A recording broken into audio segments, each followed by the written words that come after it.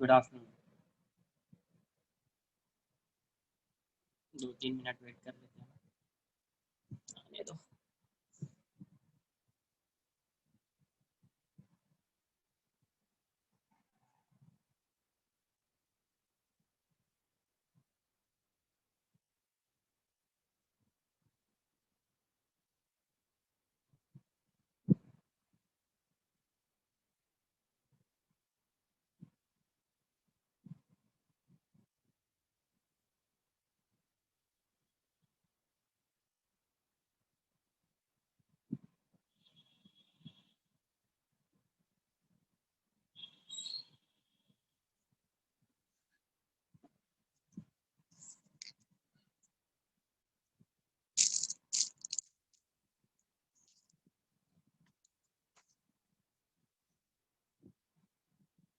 Good afternoon.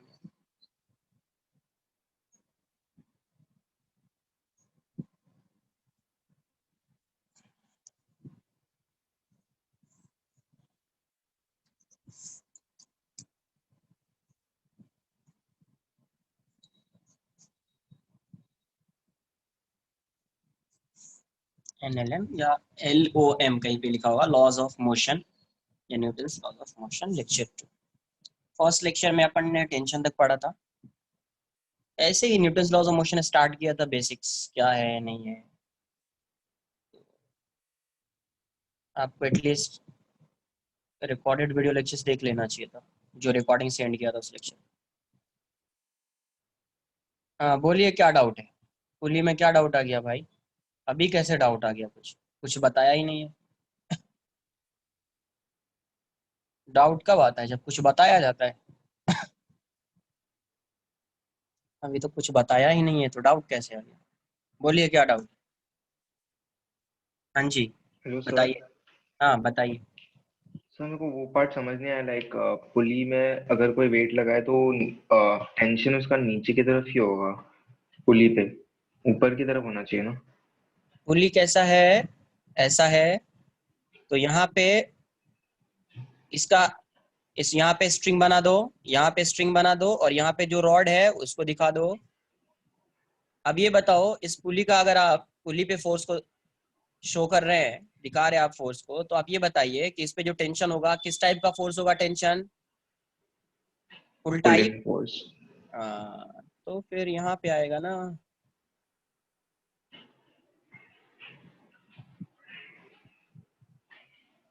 है ना? Sir sir और एक था सर कि पुली में जैसे आपने वो जो डायग्राम्स आपने बनाया था, तो जैसे वेट में जैसे उसमें वेट लगा है तो नीचे से टी है, तो पुली पे जो होगा उसका वैल्यू टी रहेगा कि कुछ और रहेगा? ही रहेगा। क्या बताया था इस पे? अगर ये ऐसा है, क्या बोला था? स्ट्रिंग कैसी है? आइडियल है। अगर आइडियल स्ट्रिंग है मतलब मासलेस स्ट्रिंग है, तो पूरे स्ट्रिंग में टेंशन की वैल्यू क्या होगी? सेम होगी। नोट करके लिखाया ये, tension remains same through out the string. कब? ओके, व्हेन मतलब आई, बस डायरेक्शंस बदलेगा। यस। पुली क्या करता है? Pulley changes the direction of force. तो यहाँ पे भी टेंशन टी, यहाँ पे भी टेंशन टी, टी हो जाएगा। सिर्फ डायरेक्शन चेंज हो गया बस, और कुछ नहीं होगा। TWT का क्या है पेपर यार? क्या डाउट ओके आ सर, गया थैंक तुमको यू। TWT में? देख लेते हैं, एक मिनट। क्वेश्चन नंबर 17 देख लेते हैं एक बार। रुको ना थोड़ा सा, मुझे व्हाट्सएप खोलना पड़ेगा। तुम्हारा क्या है, ग्रुप पे है ना पेपर? एक मिनट। कौन सा ये वेक्टर्स कहाँ से आ गया? Calculus, okay. टफ कैसे था? TWT तो देख के लग रहा है कि इजी है, कुछ करना ही नहीं है। कुछ नहीं कर रहा है यार। क्वेश्चन नंबर 17 देख लेते हैं। क्वेश्चन नंबर 17, कुछ नहीं करना है। देख लो देख लो 17, कितना सिंपल सा पेपर बन गया है। dy/dx, dy/dx क्या होएगा? 2/3 constant x cube. x cube क्या होता है? 3x² plus 1 plus 0। तो ये वैल्यू कितनी होगी? 2x² plus 1। अब क्वेश्चन में क्या बोला है? Find dy/dx at 0, 3। यहाँ पे x की वैल्यू, ये x कोऑर्डिनेट होता है, ये y कोऑर्डिनेट। x की वैल्यू 0 पुट कर दो।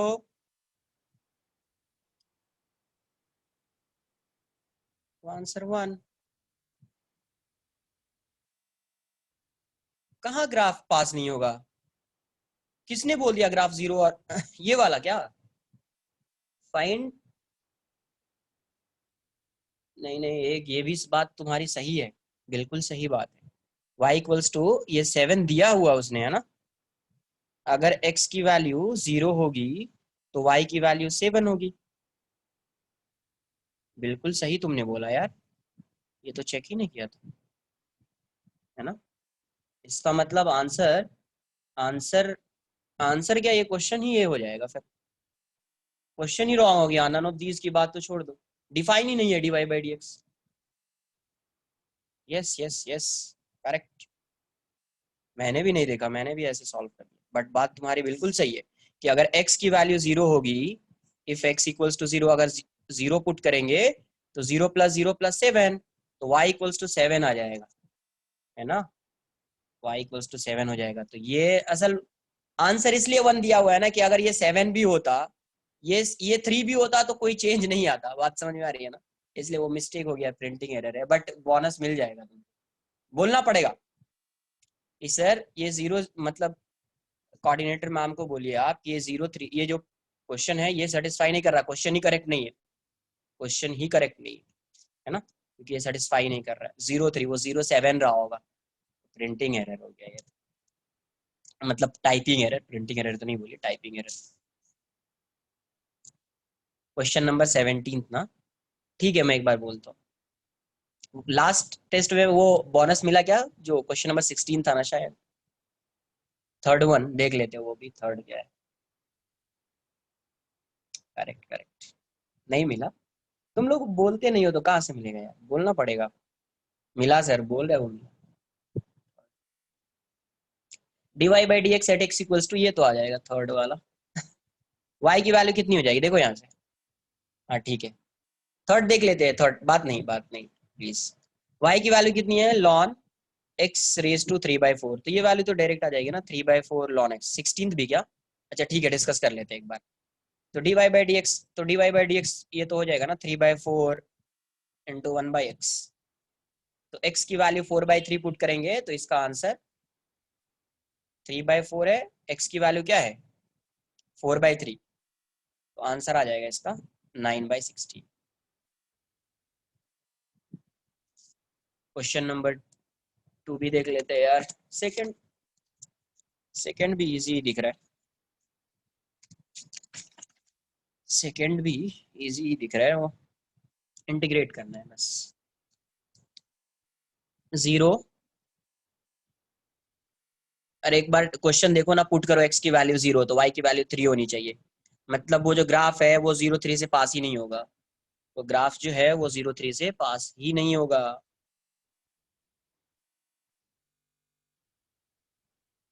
नहीं नहीं, ये ऐसा है ना, लॉन x का पावर है 3/4, x है, ऐसा नहीं दिया हुआ है, लॉन x रेज टू 3/4, ऐसा नहीं गिवन है, ये गिवन है, ये नहीं गिवन है ना, x रेज टू 3/4 है। हाँ, शायद तुम वहां पे कंफ्यूज हो गए होगे, है ना? कोई नहीं, साइन एक्स माइनस, एक मिनट रुको थोड़ा सा, हाँ, साइन एक्स माइनस क्या देगा, cos x plus sec square x dx। Sine x क्या होएगा, -cos x, cos x क्या होएगा, sine x, sec square x क्या होगा, tan x। 0 to π/4, value put कर दीजिए, -cos π/4 -cos 0 minus sine π/4 -sin 0, है ना, -sin 0, और ये वैल्यू की हो जाएगी प्लस tan π/4 -tan 0, तो ये वैल्यू कितनी हो जाएगी, -1/√2 -1 -1/√2, ये तो 0 हो जाएगा, प्लस 1 -0, तो -1/√2 +1 -1/√2 +1, तो ये वैल्यू कितनी आ रही है, 2 - 2/√2, आंसर आ जाएगा 2 माइनस 2 माइनस, तो सेकेंड सही है, करेक्ट, 2 माइनस 2। क्वेश्चन नंबर 16 था, वही पे आ रहा हूँ, क्वेश्चन नंबर 16। कुछ नहीं है, मल्टीप्लाई कर देना है बस 16।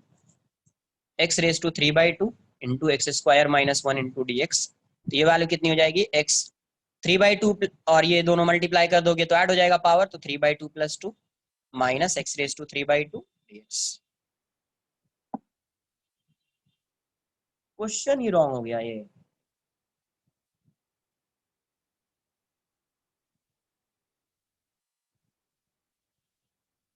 क्वेश्चन कैसे रॉन्ग हो जाएगा, नहीं समझा मुझे।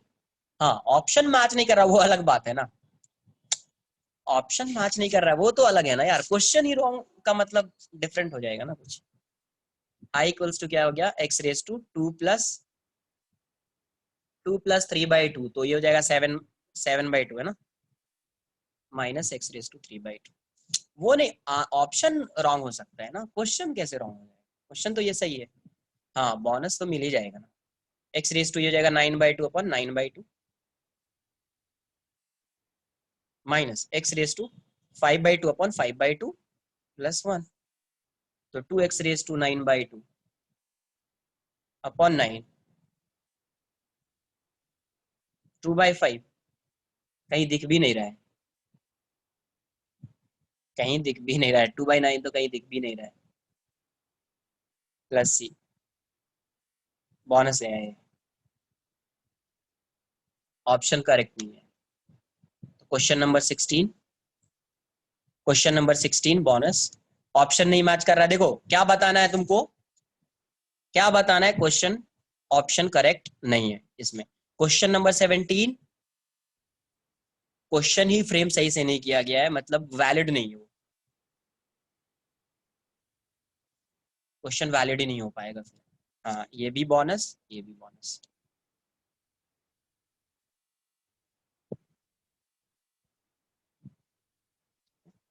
क्वेश्चन नंबर 18,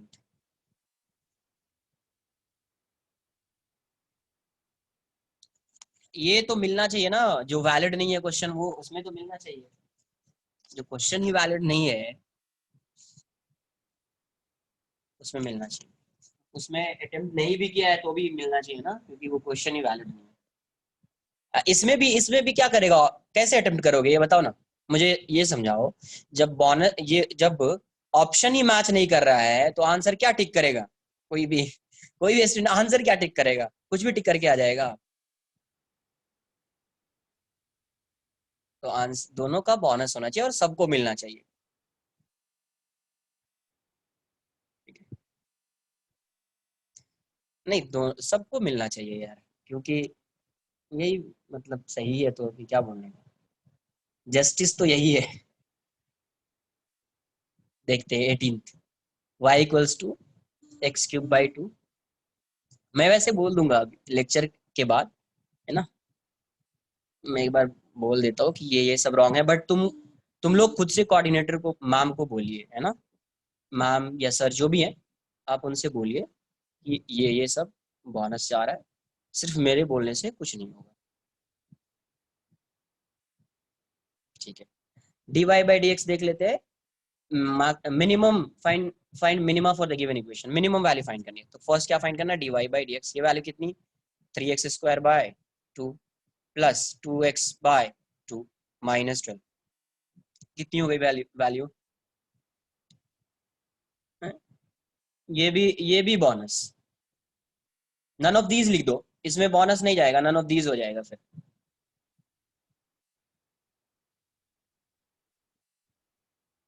है ना, क्योंकि आंसर ना तो 4 आएगा, क्योंकि और देखो ना, सॉल्यूशन देखो ना इसका, वही देख के तुमको समझ में आ जाएगा, उसने लिखा है क्वेश्चन आगे 3x³ / 3, x³ / 3 लिया है, x³ / 3, x³ / 3 प्लस x² / 2 आएगा ही, अरे इसमें तो आएगा ही ना, ये ऐसा होता x² + x−12, तब तो रूट आता ना 3 और 4, है ना, 3 और -4 आता था, तो 18th भी क्या आ जाएगा, 18th का आंसर डी हो जाएगा, इसमें बोनस नहीं बोल सकते क्योंकि डी ऑप्शन है नन ऑफ दीज वाला। क्वेश्चन 17 इसलिए बोनस हो जाएगा, क्वेश्चन ही वैलिड नहीं है, तो उसमें नन ऑफ दीज में आंसर करेक्ट नहीं आएगा। ठीक है, तो इसका आंसर डी हो जाएगा। हाँ मैं चेंज करवा दूंगा, ये तो मैं चेंज करवा दूंगा। ये 16th बोनस जा रहा है, 17th वैलिड नहीं है क्वेश्चन, और 18th का आंसर डी आएगा। ठीक है, हाँ वो तो है यार।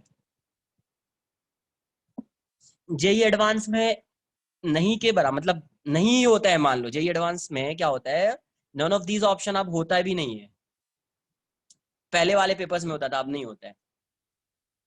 और भी किसी का कोई है?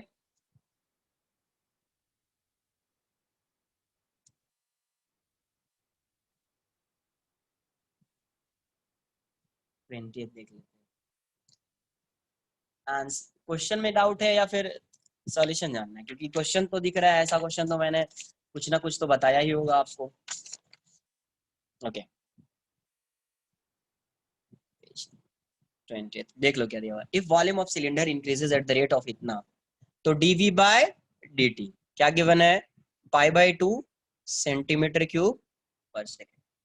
Find the rate of increase of height of cylinder at height, आपको dh/dt फाइंड करना है एट h इक्वल्स टू 2 सेंटीमीटर पे।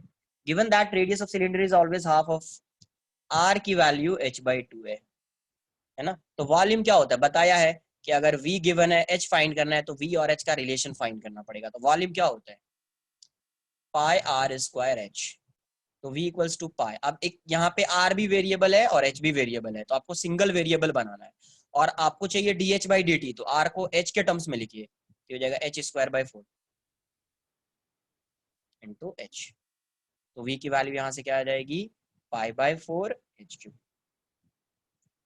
तो dv/dt कितना हो जाएगा, π/4 dh3/dt। तो ये वैल्यू कितनी, π/4 dh3, तो 3 हो जाएगा, 3h² dh/dt। Chain rule, dh3/dh into dh/dt, तो हो जाएगा 3π/4। h की वैल्यू कितनी है 2, तो ये 4 हो जाएगा, और dh/dt फाइंड करना है, ये वैल्यू गिवन है आपको π/2, π/2, तो पाई से पाई जाएगा, 4 2 से कैंसिल कर देता हूं मैं, 2 से 2 जाएगा। तो dh/dt की वैल्यू dh/dt इज 1/6 है ना, सेंटीमीटर सेकेंड। आंसर इसका बी।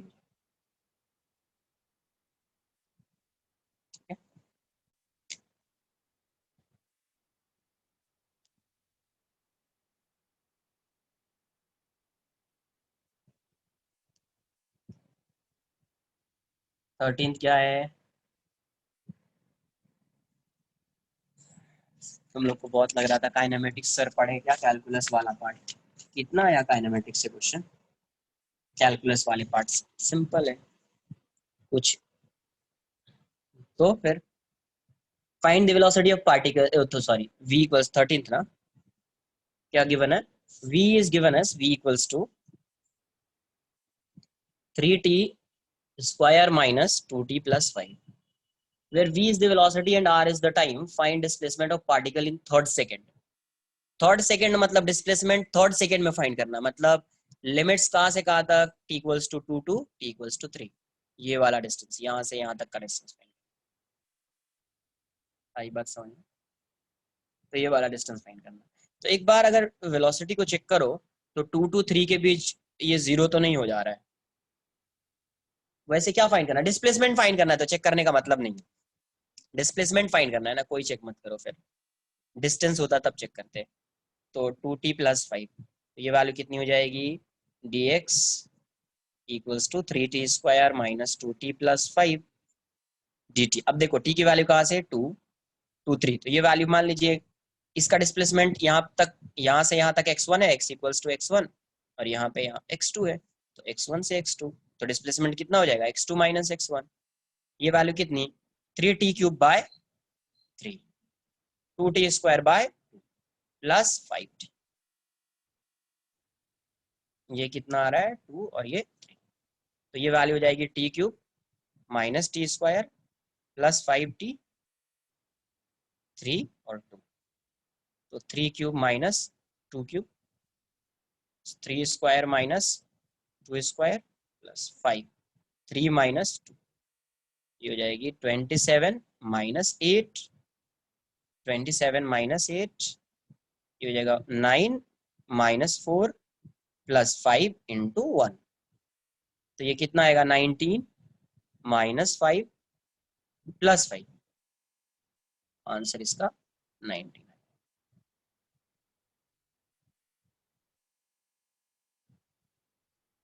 आई बात समझ? 3 to 2 थर्ड सेकंड बोला है ना, इन 3 सेकंड्स बोलता तब 0 to 3, क्वेश्चन बोला थर्ड सेकंड मतलब यहाँ जो लिमिट्स आएगा टाइम का वो t equals to 2 second to 3 second. और भी कोई डाउट है किसी का? नहीं है?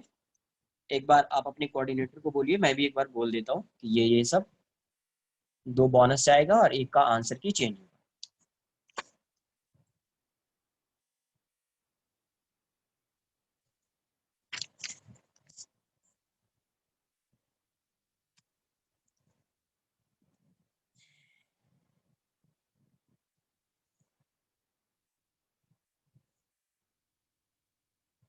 ठीक है, ठीक, कोई नहीं। अब स्टार्ट करते हैं। न्यूटन्स लॉज ऑफ मोशन के बारे में पढ़ रहे थे, है ना?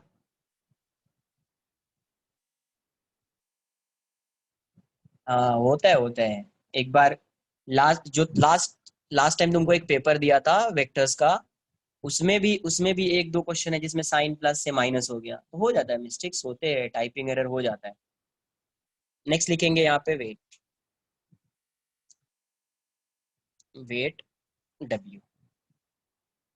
तो वेट क्या होगा? अगर आप मान लीजिए कि ये अर्थ है, तो ऑब्जेक्ट अगर यहाँ पे है, नोट करना है इसको यहाँ से, तो ये सेंटर के टुवर्ड्स फोर्स लगेगा वेट। वेट की वैल्यू क्या हो जाएगी? mg। m है, तो वेट इस साइड सेंटर के टुवर्ड्स, यहाँ पे ऑब्जेक्ट है तो सेंटर के टुवर्ड्स वेट। अपने क्वेश्चन में अभी नॉर्मली क्या होगा, ये ग्राउंड होगा और इस ग्राउंड पे एक ऑब्जेक्ट रख दिया m, तो इसका वेट अगर शो करना है तो वेट ऐसा है W इक्वल्स टू mg। तो यहाँ पे डाउनवर्ड डायरेक्शन में दिखेगा वेट, है ना? डाउनवर्ड डायरेक्शन मतलब ये सरफेस है, तो इसका जो नॉर्मल होगा तो सेंटर के टुवर्ड्स होगा, मतलब ऐसा ही होगा, है ना? अब कोई इंक्लाइंड प्लेन पे है ऑब्जेक्ट ऐसा, ये इंक्लाइंड प्लेन भी अर्थ पे ही है ना, तो इसका सेंटर तो इसी साइड आएगा, तो W equals to mg। Weight मतलब फोर्स। वेट क्या है? ये फोर्स है। ये कैसी क्वांटिटी है? Vector quantity. हाँ, इसका कंपोनेंट लेने के लिए बताया ना आपको। ये कैसी क्वांटिटी? वेक्टर क्वांटिटी, है ना? और वेट की वैल्यू क्या हो जाएगी? W equals to mass into acceleration due to gravity.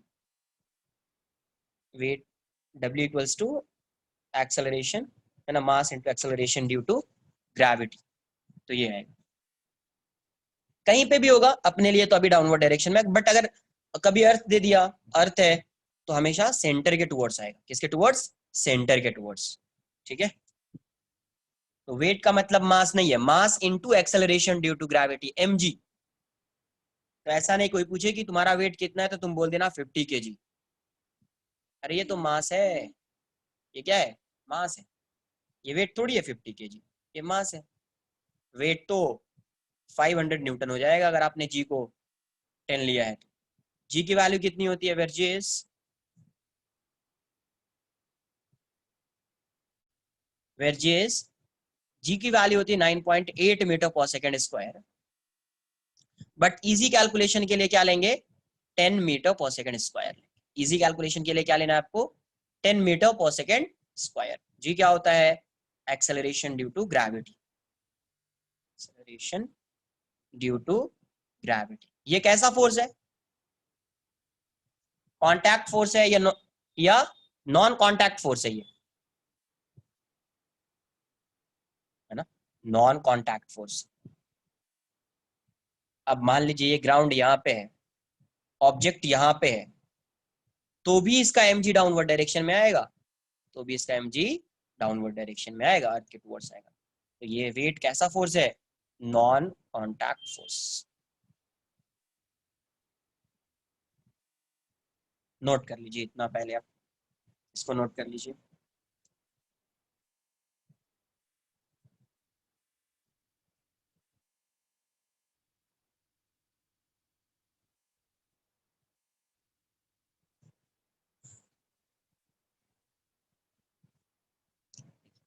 यहाँ पे क्या लिखा? वेट। तो वेट क्या, जैसे अगर आप इसको अर्थ, आपने इसको अज्यूम कर लिया कि ये अर्थ है, तो अगर कोई भी पार्टिकल है अर्थ पे, इसका मास m है, तो सेंटर के टुवर्ड्स फोर्स लगेगा, सेंटर के टुवर्ड्स। और w की वैल्यू क्या हो जाएगी? Mass into acceleration due to gravity. अगर ऑब्जेक्ट कहीं यहाँ पे भी है तो भी सेंटर के टुवर्ड्स फोर्स लगेगा। बट अगर आप एक ग्राउंड कंसिडर करोगे, ये ग्राउंड है, इस पे आपने एक ब्लॉक रख दिया जिसका मास m है, तो इस पे वेट किस डायरेक्शन में लगेगा? डाउनवर्ड डायरेक्शन में। मतलब अर्थ का जो सेंटर होगा इसी डायरेक्शन में होगा। ये इंक्लाइंड प्लेन है, यहाँ पे रख दिया, तो भी इसका mg किस डायरेक्शन में आएगा? डाउनवर्ड डायरेक्शन में। तो भी इसका mg किस डायरेक्शन में आएगा? डाउनवर्ड डायरेक्शन में, क्योंकि अर्थ का सेंटर तो इसी साइड होगा कहीं पे। और ये कांटेक्ट में है या नहीं है, फिर भी इस पे क्या लगेगा? W इक्वल्स टू mg लगेगा, mass into acceleration due to gravity लगेगा। तो वेट क्या है? फोर्स है, मास नहीं है ये क्या है? फोर्स। इसकी वैल्यू क्या होती है? Mass into acceleration due to gravity. ये कैसी क्वांटिटी है? Vector quantity. और ये फोर्स कैसा है? Non contact force. और W की वैल्यू क्या होगी? mg। g क्या है? एक्सेलरेशन ड्यू टू ग्रेविटी, और इस g की वैल्यू होगी 9.81 मीटर पर सेकंड स्क्वायर। अर्थ का मास होगा तो, अर्थ का मास है ना, मास अर्थ का मास होता है। अर्थ का वेट कैसे, किसके रिस्पेक्ट में फाइंड करोगे? वो भी डिपेंड करता है ना। और देखो, इस पे जो फोर्स, इस ब्लॉक पे जो फोर्स लग रहा होगा, हाँ, इस ब्लॉक पे जो फोर्स लग रहा होगा किसकी वजह से लग रहा होगा? अर्थ की वजह से। तो यहाँ पे अर्थ की फील्ड आती है, अर्थ की ग्रेविटेशनल फील्ड आती है। यही जी जो होता है उस वही होता है ग्रेविटेशनल फील्ड। तो अब अगर अर्थ पे ही फोर्स फाइंड करोगे, तो आपको ये देखना पड़ेगा कि यहाँ पे फील्ड किसकी फाइंड करोगे, किसके रेस्पेक्ट में तुम फाइंड कर रहे हो। अगर सन का फाइंड करोगे तो सन की फील्ड फाइंड करनी पड़ेगी यहाँ पे सन की फील्ड कितनी होगी, तो पहले फील्ड फाइंड कर लीजिए, उसको इसके मास से मल्टीप्लाई कर दीजिए, तो वेट आ जाएगा।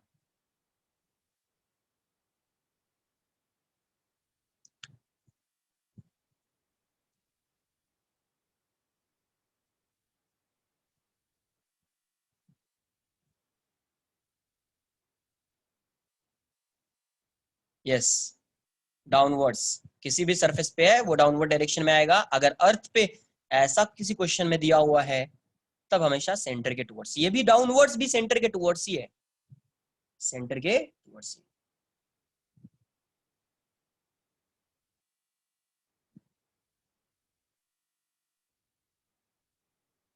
ठीक है, डन। देखो आगे,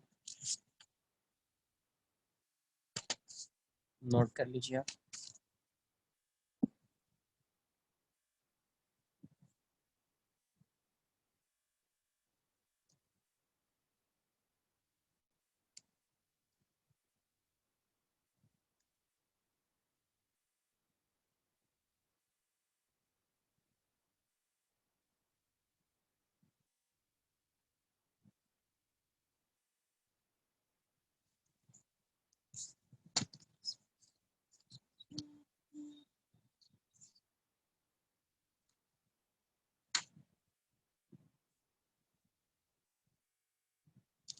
नेक्स्ट आएगा स्प्रिंग फोर्स। स्प्रिंग फोर्स,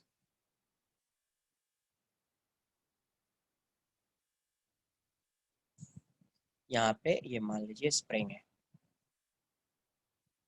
यहाँ पे एक ब्लॉक लगा दिया, ठीक है, कुछ मास है, तो यहाँ से यहाँ तक जो लेंथ है स्प्रिंग का L0 बोल दिया मैंने, और ये इसका नेचुरल लेंथ है। नेचुरल लेंथ का मतलब यहाँ पे कोई एक्सटेंशन और कंप्रेशन नहीं है, ठीक है। अब क्या किया, इस पे फोर्स लगा दो, मान लो इस डायरेक्शन में आपने एक फोर्स लगा दिया है, एक्सटर्नल फोर्स, तो अभी इसका स्प्रिंग का क्या होगा? लेंथ चेंज हो जाएगा। मान लीजिए कि ये ब्लॉक यहाँ पे आ गया है ना, तो ये कितने से इलोंगेट हो गया है? x से। कितने से? x से। तो देखो क्या होता है कि जब आप स्प्रिंग को इलोंगेट करोगे तो आपको लगेगा कि ऑपोजिट डायरेक्शन में कोई फोर्स लगा रहा है। तो जैसे स्प्रिंग को आप नेचुरल लेंथ से चेंज करोगे तो इस पे एक फोर्स एक्ट करना स्टार्ट कर देता है, और वो हमेशा डिस्प्लेसमेंट के ऑपोजिट डायरेक्शन में लगता है। मतलब आप अगर एक्सटर्नल फोर्स लगाकर इस डायरेक्शन में आप इसको एक्सटेंड कर रहे हो तो स्प्रिंग ऑपोजिट डायरेक्शन में फोर्स लगाएगा इस डायरेक्शन में, एफएस। एफएस क्या है आपका? Spring force. और देखो डिस्प्लेसमेंट किस डायरेक्शन में हो रहा है? इस डायरेक्शन में, तो फोर्स उसके ऑपोजिट डायरेक्शन में लगेगा। तो एफएस जो होता है is directly proportional to minus x. Vector लिख दिया मैंने क्योंकि साइन ऑपोजिट डायरेक्शन है इसीलिए। तो एफएस की वैल्यू जो होगी, जब प्रोपोर्शनलिटी का साइन हटाएंगे तो कांस्टेंट आएगा के एक्स। वेयर के क्या होता है? के इज वेयर के is spring force constant. Spring force constant, या ऐसा लिखा हुआ है stiffness of spring. Stiffness of spring मतलब ये स्प्रिंग के स्ट्रेंथ को शो करता है। It represents the strength of spring.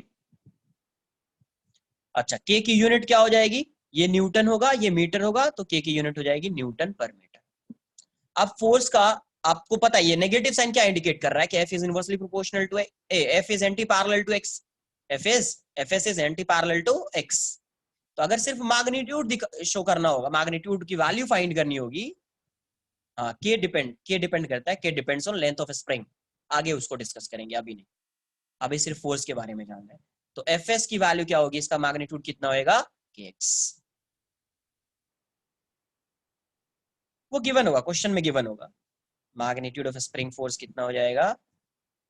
F S equals to के एक्स, है ना।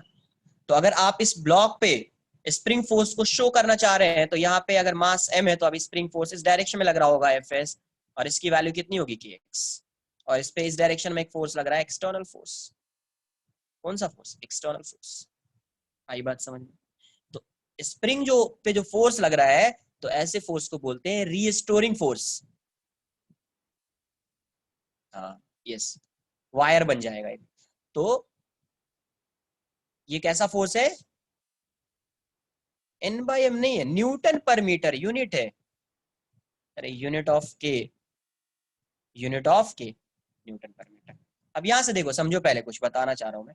ये स्प्रिंग फोर्स क्या कर रहा है? अपने लेंथ, ये इसका नेचुरल लेंथ यहां तक था। अब जैसे तुम एक्सटेंड करोगे तो ये फोर्स इस डायरेक्शन में लग रहा है, मतलब वो अपने नेचुरल लेंथ में आना चाह रहा है। तो स्प्रिंग फोर्स जो होता है वो कैसा फोर्स है? Restoring force. अपने पोजीशन को वो रिस्टोर करना चाह रहा है ना। या इलास्टिक फोर्स भी बोलते हैं, इलास्टिसिटी की वजह से ये फोर्स आता है। इतना नोट कर लीजिए पहले, डायरेक्शन इंपॉर्टेंट है।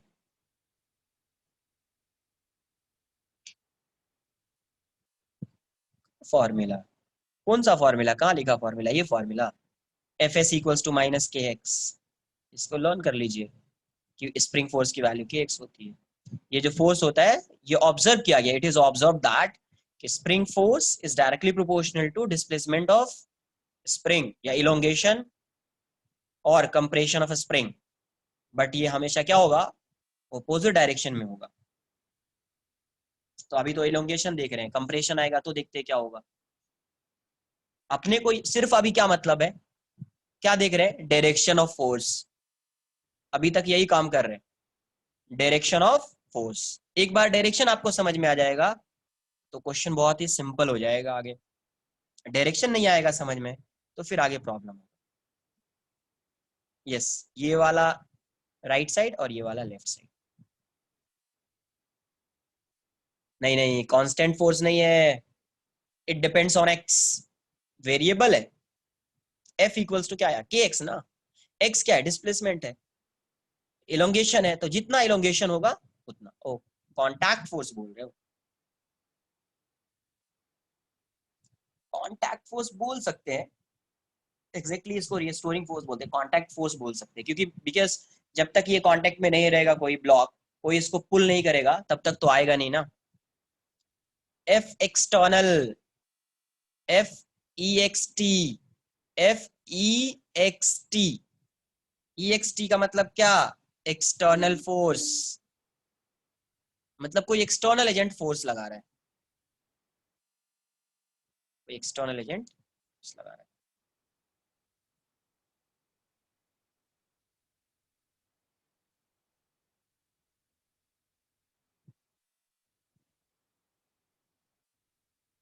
Yes,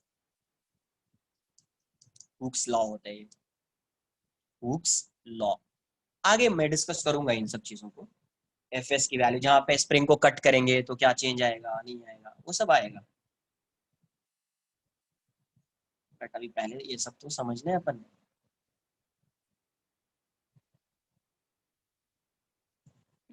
mechanical properties of matter, of solid बोल दो। यस, वो उस पर डिपेंड नहीं करेगा, वो एक्स पे डिपेंड करेगा। स्प्रिंग फोर्स किस पे डिपेंड कर रहा है? एक्स पे। F S is directly proportional to x. तो एलोंगेशन जितना ज्यादा होगा, स्प्रिंग फोर्स की वैल्यू उतनी ज्यादा होगी।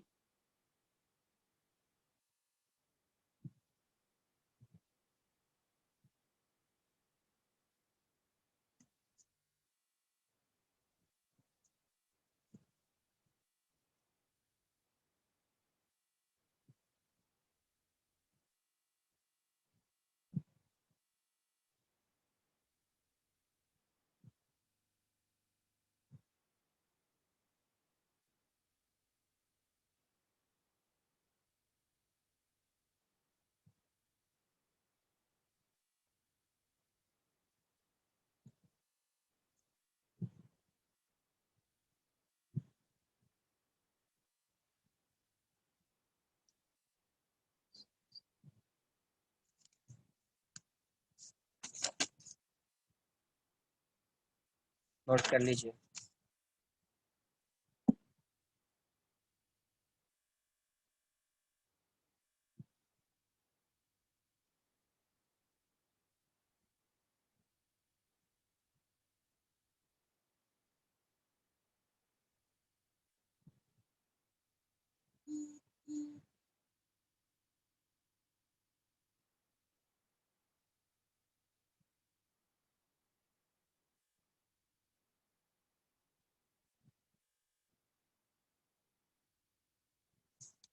डन ना?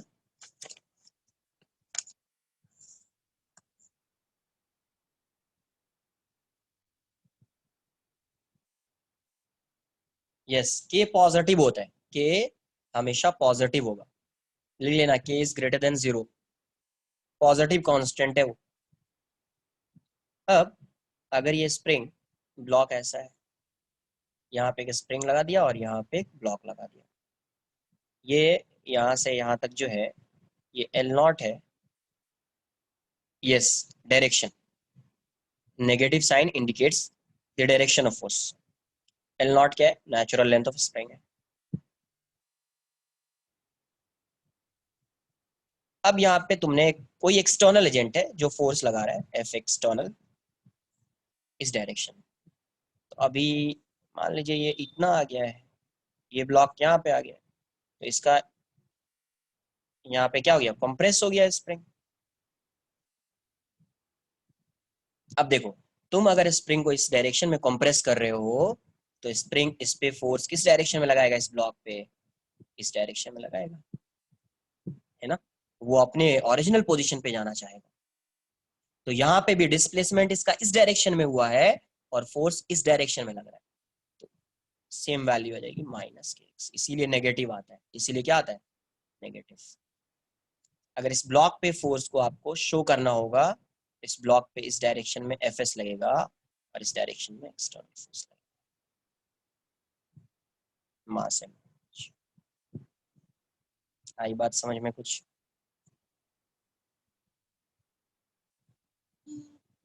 है ना? नोट कर लीजिए।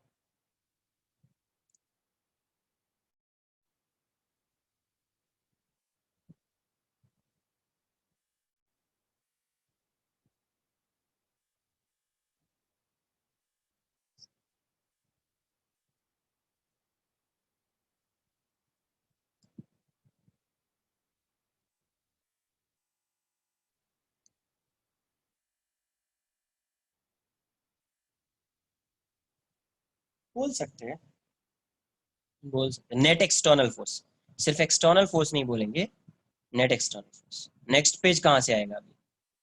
अभी इसमें अभी तो और भी बताना पड़ेगा ना, नेक्स्ट पेज कहाँ आ गया? तो ये स्प्रिंग फोर्स है। अब आगे बात करेंगे फ्री बॉडी डायग्राम की, इसकी फ्री बॉडी डायग्राम। फिजिक्स को सॉल्व करने के लिए सबसे इंपॉर्टेंट चीज ये एफ बी डी।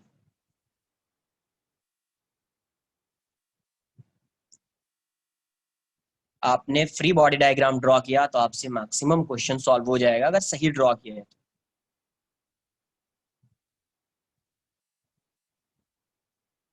ठीक है, तो ये समझ लीजिए अभी तक जो डायरेक्शन डायरेक्शन अपन ये डायरेक्शन वाला गेम खेल रहे थे कि ये डायरेक्शन ऐसा होता है, इसका डायरेक्शन वैसा, इसी के लिए।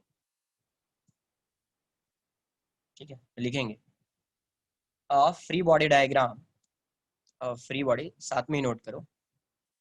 Yes, free body maximum chapter में, कुछ चैप्टर्स हैं जहाँ पे फ्री बॉडी डायग्राम नहीं आता है, बट मैकेनिक्स जो पूरा पढ़ रहे हैं अपन, है ना, मैकेनिक्स के बाद इलेक्ट्रोडायनामिक्स, इन सब में ये फ्री बॉडी डायग्राम बहुत इंपॉर्टेंट। ठीक है, free body diagram, diagram consist of, हाँ रफ डायग्राम ये सब मैं बता रहा हूँ क्या, consist of diagrammatic representation of, diagrammatic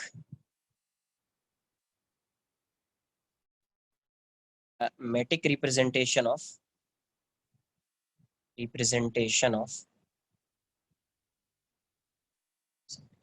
a single body or subsystem of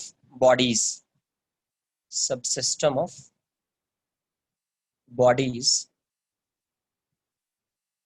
isolated from its surrounding, isolated from its surroundings, showing all forces acting on it, all forces acting on it। मतलब क्या है कि आपको एक क्या बनाना है, diagrammatic representation, है ना, ऑफ अ सिंगल बॉडी और सब सिस्टम, मतलब जिसकी स्टडी करने वाले हैं, जिस पे अपन फोर्स फाइंड करेंगे, जिस पे एक्सेलरेशन फाइंड करेंगे, जिसका डिस्प्लेसमेंट देखेंगे, है ना। अरे ये अलग से ऐसा कर लो, सिंगल बॉडी, इसको ब्रैकेट में लिख लो, ठीक है, तो समझ में आएगा। A free body diagram consists of a diagrammatic representation of a single body showing all forces acting on it, है ना, ऐसा। अभी बताता हूँ ना कैसे आइसोलेटेड क्यों लिखा। जिस ब्लॉक की स्टडी करनी होगी उसी पे फोर्स को शो करना है, ठीक है। yes. तो एफबीडी कैसे ड्रॉ करेंगे वो समझ लेते हैं कि कैसे ये फ्री बॉडी डायग्राम ड्रॉ करता किया जाता है, कैसे करना है आपको एफबीडी ड्रॉ, है ना, देखते हैं उसको। तो लिखेंगे steps for FBD.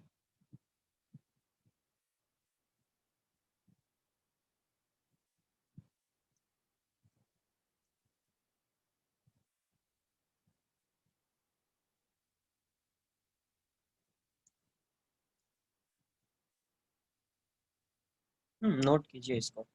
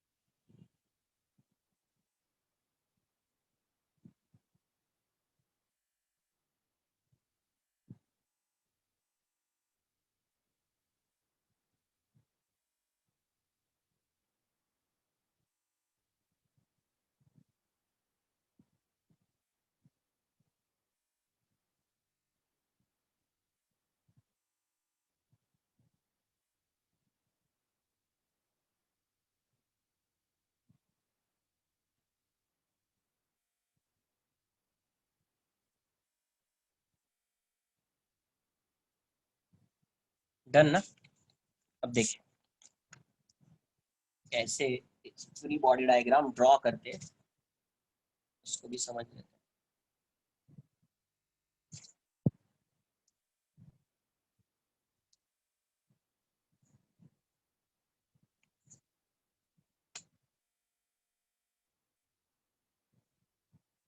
First, identify identify identify the object और सिस्टम। सबसे पहले जिसकी स्टडी करनी है उसको आइडेंटिफाई कीजिए और आइसोलेट कर दीजिए and isolate it from other objects, from other objects. Second, first draw all non-contact forces, non-contact external forces, external forces। Generally ये क्या होगा, ये जो फोर्स होगा नॉन कॉन्टैक्ट फोर्स, जनरली ये वेट आने वाला है। क्या आएगा, जनरली वेट ही आएगा यहाँ पे। अगर कोई एक्सटर्नल फोर्स नहीं लग रहा है पहले से तो वेट ही आएगा, बट अगर एक्सटर्नल फोर्स कोई लगाएगा भी तो कांटेक्ट होगा उसका तभी लगाएगा। बट अगर ये मास इसका m है बट इस पे mg तो लगेगा ना, ये फोर्स एक्सटर्नल फोर्स है। क्यों, क्योंकि अर्थ लगा रहा है इस पे फोर्स, और ये नॉन कांटेक्ट फोर्स भी है। जनरली क्या आने वाला है, वेट। थर्ड, थर्ड में क्या करेंगे, draw all contact forces, contact forces. इतना काम करना है। पहले क्या, देखने में सर इतना स्टेप हो गया, क्या है, अब ड्रॉ करो ना, सिंपल है, कुछ नहीं है। पहले ऑब्जेक्ट को आइसोलेट करना है, फिर नॉन कांटेक्ट फोर्स को ड्रॉ करना है, फिर कांटेक्ट फोर्स को। पहले इसको नोट कर लीजिए, एग्जांपल देख के फिर समझ में आएगा क्या है नहीं।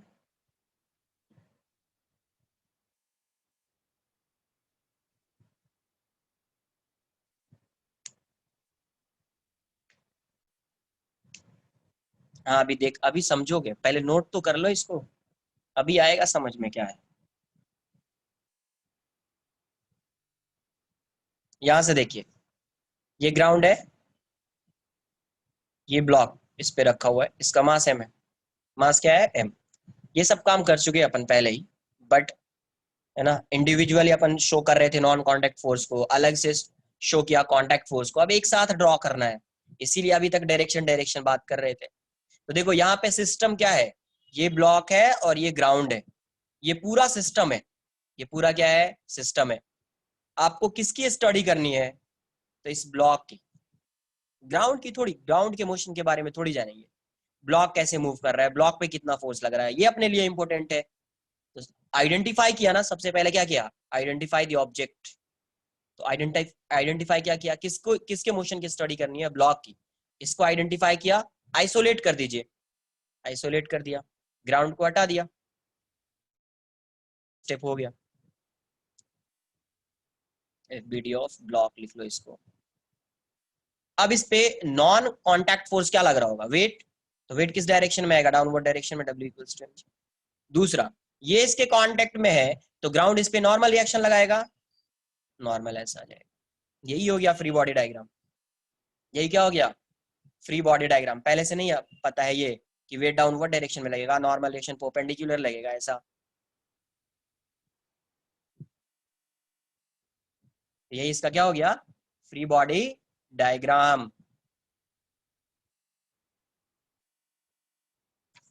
यस यस, कहीं पे ऐसा भी हो सकता है कि एक पॉइंट ले लिया, इसको एक पॉइंट मान लिया आपने, पॉइंट ऑब्जेक्ट मान लिया, mg हो जाएगा, नॉर्मल हो जाएगा, ऐसा भी मान सकते हैं, चलेगा। बट मैं ऐसे ही सॉल्व करूंगा। एक ही, कहाँ पे, एक ही प्लेन में है ना ये डाउनवर्ड डायरेक्शन में लग रहा है, ये अपवर्ड डायरेक्शन में, ऐसा है, ऐसा था ये। तो इसका वेट किस डायरेक्शन में, डाउनवर्ड डायरेक्शन में है, ग्राउंड इस पे नॉर्मल ऐसा, तो नॉर्मल ऐसा लग रहा है और वेट डाउनवर्ड डायरेक्शन में लग रहा है, तो ये प्लेन ऐसा बना लो, इसी प्लेन में लग रहा है ये फोर्स, सी प्लेन के अलावा। अभी फिर से इक्वल है या नहीं है वो कहाँ पे डिस्कस कर रहा हूँ, सॉल्व कर रहे हैं क्वेश्चन। मैंने पूछा कि नॉर्मल की वैल्यू क्या होगी। अपना कुछ कॉमन सेंस मत लगाइए प्लीज कि इसकी वैल्यू ये होगी ये होगी। सिर्फ आपको अभी ये सीखना है कि डायरेक्शन क्या होता है, बस इतना जानना है। हाँ, मतलब क्या है कि आप ब्लॉक को ऐसे ब्लॉक बनाकर शो कर सकते हैं या एक पॉइंट ऑब्जेक्ट ले सकते हैं। या तो ये बना दीजिए या ये बना दीजिए, दोनों सेम है। नेक्स्ट देखो, ये ऐसा है, एफबीडी बनाना है बस। ये ऐसा है, अरे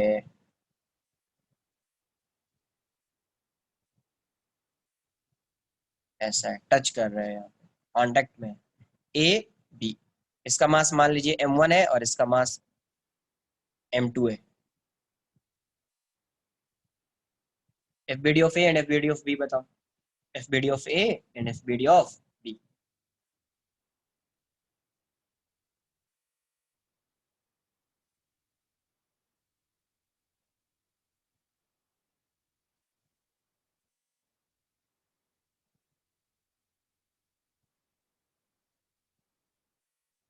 एफबीडी ऑफ ए क्या आएगा,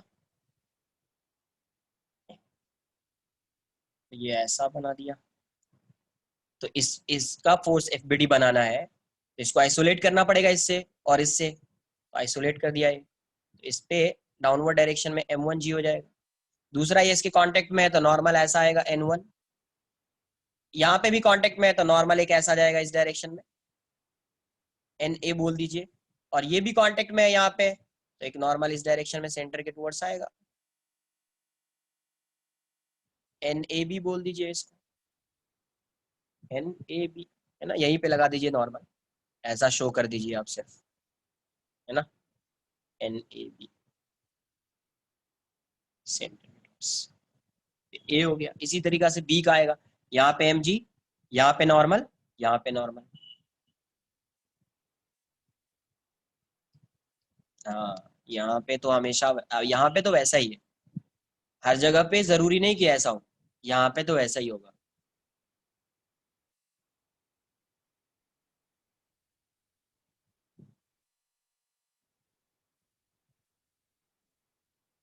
ये लिया, इसको आइसोलेट कर दिया पहले, ए है एफबीडी ऑफ ए, आइसोलेट किया तो इसका वेट किस डायरेक्शन में, सबसे पहले non contact force, non contact force क्या है mg, तो mg आएगा नीचे।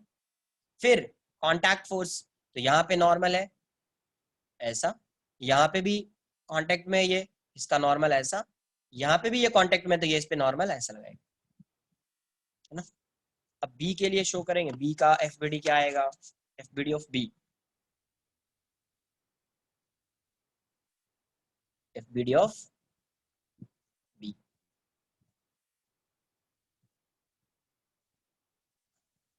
normal is always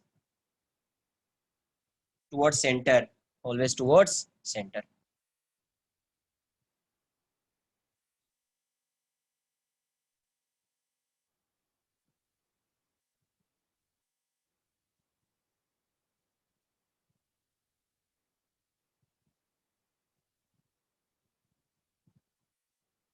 सही, नोट कर लो इसको।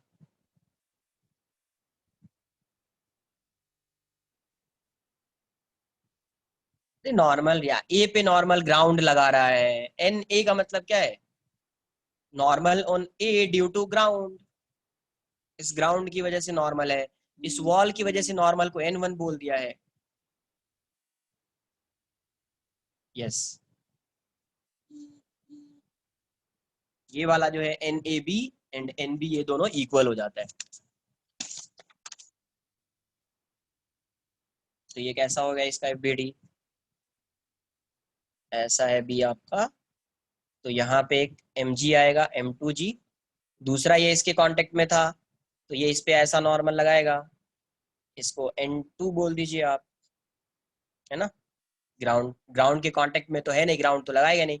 दूसरा ये यहाँ पे कांटेक्ट में था तो एक यहाँ पे नॉर्मल लगेगा, normal on B due to A, हो गया, यही एफबीडी।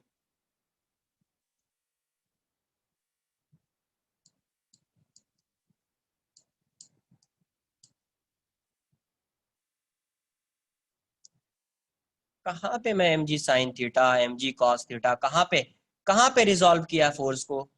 रिजॉल्व किया है फोर्स को कहीं पे? इसको लिखा है कॉस थीटा साइन थीटा लिखा है मैंने?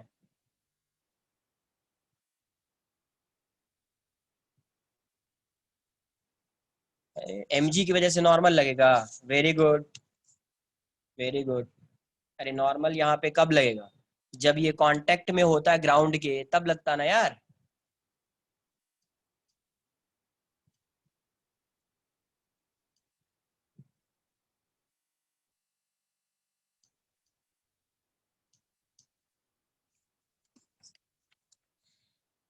नॉर्मल कैसा फोर्स है?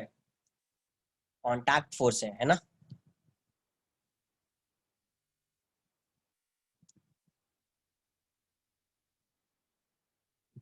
अरे एन बी क्या होगा, तुम बताओ ना, एन बी क्या होगा?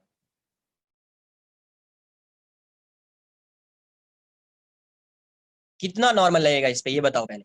ये सब मत करो, एन ए एन बी ये सब मैं सुनना नहीं चाह रहा हूँ अभी आगे से। एन ए एन बी मैंने बोल दिया एन ए, तो एन बी क्या होगा यहाँ पे? कितनी जगह कांटेक्ट में है पहले समझो यार, समझो। कितनी जगह कांटेक्ट में है? ये एक कितनी जगह पे, यहाँ पे, यहाँ पे, यहाँ पे कितना नॉर्मल लगेगा? 3 normal, N A N one N two N three कुछ बोल दो, कुछ भी बोल दो तुम। जरूरी नहीं कि उसको एन ए ही बोलना है, N one N two N three कुछ भी बोल सकते हैं उसको। ये कितने जगह कांटेक्ट में है? 1 2। कितना नॉर्मल लगेगा इस पे? 2। एन ए एन बी नहीं, 2। उसको आप कुछ भी बोल सकते हैं, N three N four N five N thousand N 2000 कुछ भी बोल सकते हैं।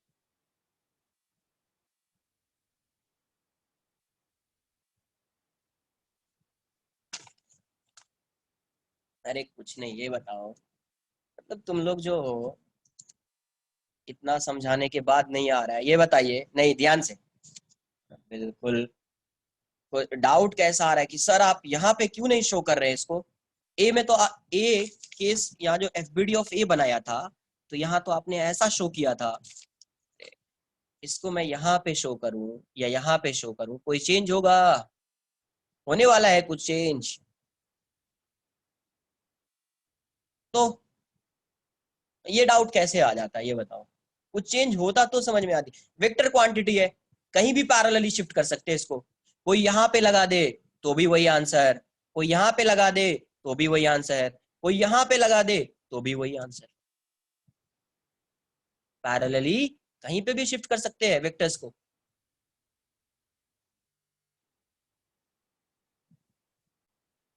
देखो जितना अभी बताया जा रहा है ना, प्लीज थोड़ा उस पे फोकस करो। कहाँ, मतलब कितना पॉइंट है जहां पे वो कांटेक्ट में है किसी सरफेस के साथ, वहीं पे नॉर्मल लगाना है। ऐसा नहीं है कि वेट का, अरे एम जी आ रहा है तो एम जी आ रहा है तो नॉर्मल तो लगेगा इस साइड, अरे कैसे लगेगा नॉर्मल? नॉर्मल लगाने के लिए इसको कांटेक्ट में होना कंपलसरी है ना। यहाँ पे ऐसा रहेगा तब तो ये नॉर्मल लगेगा। जरूरी थोड़ी है कि एम जी है तो नॉर्मल लगेगा। बिल्कुल जरूरी नहीं है, कंपलसरी है ही नहीं। नॉर्मल के लिए कांटेक्ट में होना कंपलसरी है।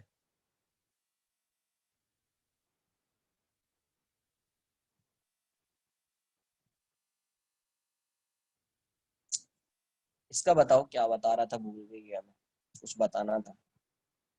एम, बताइए इसका कितना फोर्स एक्ट कर रहा है इस पे, एफबीडी बनाना है इसका, एफबीडी।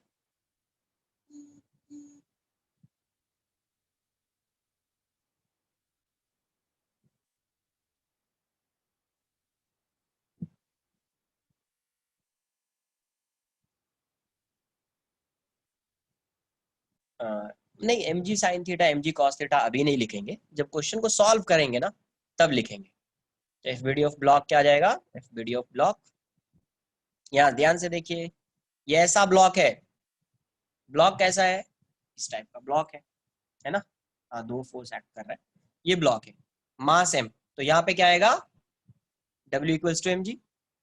दूसरा ये इसके कांटेक्ट में है, तो ये इस पे नॉर्मल लगाएगा, कैसा? नॉर्मल आ गया। जब क्वेश्चन को सॉल्व करते हैं ना, तब इसको रिजॉल्व करते हैं। जब क्वेश्चन को सॉल्व करते हैं तब एमजी को रिजॉल्व करते हैं। आई बात समझ में? अभी क्वेश्चन को सॉल्व नहीं कर रहे हैं, अभी सिर्फ डायरेक्शन बताना है फोर्स का। तो एम जी इस डायरेक्शन में, नॉर्मल इस डायरेक्शन में, बस इतना ही।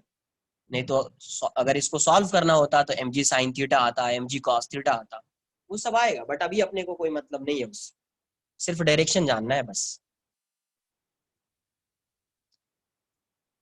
पता नहीं मुझे ये सब अभी चीज कि mg sin थीटा होगा, mg cos थीटा होगा, जब मैं डिस्कस ही नहीं कर रहा हूँ कि नॉर्मल की वैल्यू क्या होगी तो बताने का मतलब नहीं है ना। यस, सेंटर पे लगे,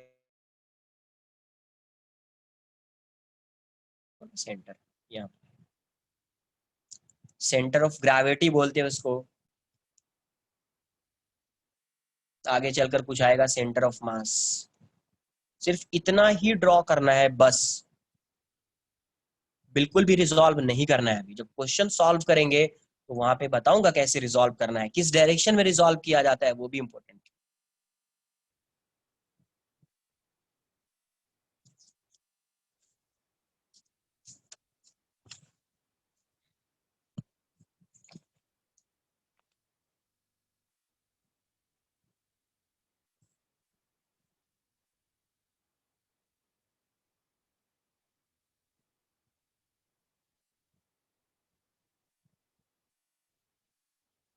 ए बी सी, इसका मास m1 मान लीजिए, इसका मास m2 और इसका मास m3। यहाँ पे एक फोर्स भी लगा रहे हैं F, यहाँ पे भी फोर्स लगा रहे हैं F इस साइड। एफ बी डी किसका, ये ग्राउंड पे है, ये किस पे है, ग्राउंड पे। तो ए बी और सी का फ्री बॉडी डायग्राम ड्रॉ कीजिए। Draw F B D of A B and C, draw F B D of A B and सी।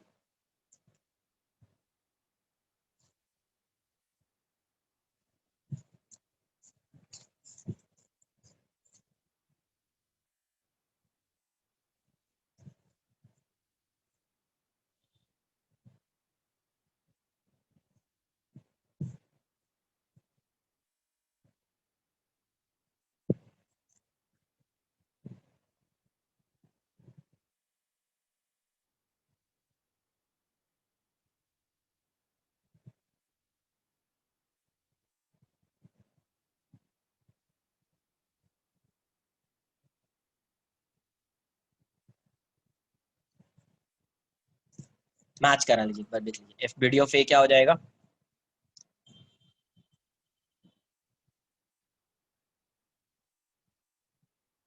सबसे पहले क्या काम, सबसे पहला एम जी आएगा, m1g। यहाँ पे एक फोर्स लग रहा है पहले से F, वो भी ड्रॉ कर लेते हैं।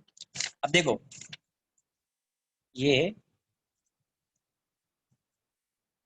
जो है, ये पॉइंट इस ग्राउंड के कांटेक्ट में है, ये ग्राउंड इस पे क्या लगाएगा, एक फोर्स लगाएगा, तो ऐसा फोर्स लग जाएगा। इसको बोल दिया मैंने एन ए या N1, कुछ भी बोल दीजिए।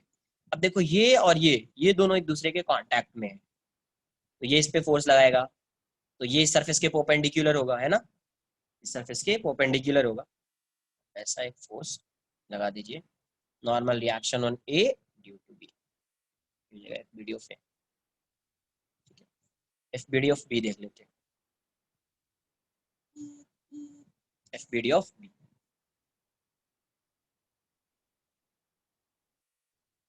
तो इसका सबसे पहले एम जी डाउनवर्ड डायरेक्शन में, m2g नॉर्मल लगाएगा ग्राउंड, ऐसा लिख दिया, एन बी बोल दिया इसको। अब देखो ये इसके कांटेक्ट में है, तो ये भी लगाएगा एक फोर्स परपेंडिकुलर इस पे, एन बी ए, ये भी इसके कांटेक्ट में है, तो ये भी इसके परपेंडिकुलर लगाएगा फोर्स एन बी सी,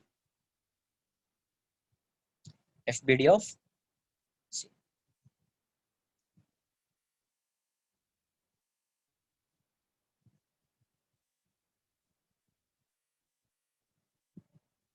ये एफ है, ये एम जी आएगा इसका, m3g ग्राउंड के कांटेक्ट में, तो ग्राउंड इस पे नॉर्मल लगाएगा, और ये बी जो है और सी कांटेक्ट में है, तो ये इस डायरेक्शन में परपेंडिकुलरली ड्यू टू बी। इस फोर्स और इस फोर्स, ये दोनों नॉर्मल की वैल्यू सेम होती है, सिर्फ डायरेक्शन ऑपोजिट होता है, पहले ही बताया। ये और ये, इन दोनों की वैल्यू सेम होगी, सिर्फ डायरेक्शन ऑपोजिट। नोट कर लीजिए इसको, अभी सिर्फ ये आना चाहिए, हाँ, हो जाएगा, उससे मतलब नहीं है, उससे कोई मतलब नहीं है कि नेट फोर्स जीरो हो जाएगा। एफ का नॉर्मल नहीं होगा, एफ का नॉर्मल थोड़ी होगा,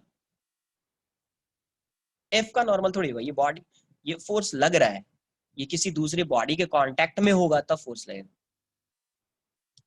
ए और सी कहाँ पे कांटेक्ट में है? ए और सी यहाँ पे है।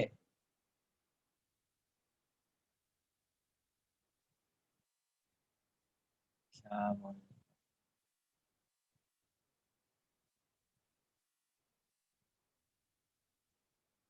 ए और सी कांटेक्ट में नहीं है ना?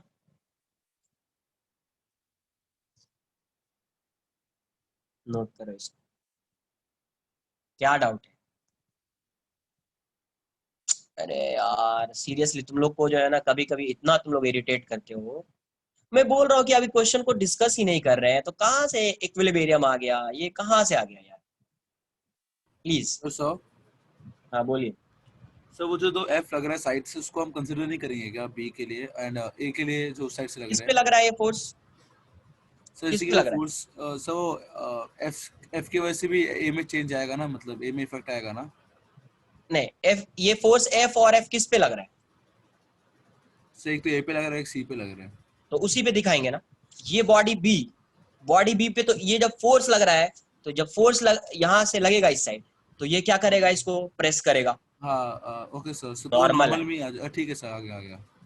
आई बात समझ? यस यस देखो, सर। किसकी वैल्यू क्या होगी, एफ की वैल्यू क्या होगी, नेट फोर्स जीरो होगा, इसका एक्सेलरेशन क्या होगा, मैंने कहीं पे अभी तक लास्ट लेक्चर में भी कुछ डिस्कस नहीं किया था, और अभी भी मैंने डिस्कस नहीं किया है।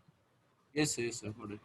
हाँ, वो नहीं, किसी का ये था कि सर इक्विलिब्रियम होगा तो नेट फोर्स जीरो, पता है कि जीरो होगा। जब क्वेश्चन सॉल्व करेंगे ना, वहां पे ये सब चीज डिस्कस करेंगे। तो अभी जो डिस्कशन चल रहा है कि डायरेक्शन क्या होगा, बस अभी ये इंपॉर्टेंट। इसमें कोई डाउट है तो पूछो, आगे नहीं बोलेंगे कि आगे क्या होने वाला है। क्या बताया था? नॉर्मल फोर्स जो होता है, क्या बताया था? नॉर्मल फोर्स जो होता है वो हमेशा क्या होता है? Perpendicular to the contact surfaces. तो ये ए और बी का कॉन्टैक्ट सरफेस जो है, तो कॉन्टैक्ट सरफेस ये है, तो इसके परपेंडिकुलर लगेगा तो ऐसा ही फोर्स लगेगा। तो इस पे इस डायरेक्शन में लगेगा, इस पे इस डायरेक्शन में लगेगा।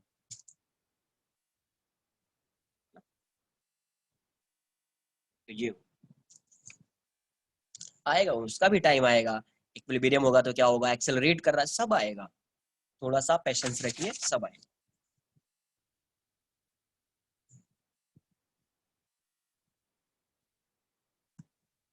ना तो फिर ऐसे क्या होता है, फ्लो बिल्कुल इधर से उधर हो जाता है, फिर मजा नहीं आता पढ़ाने में।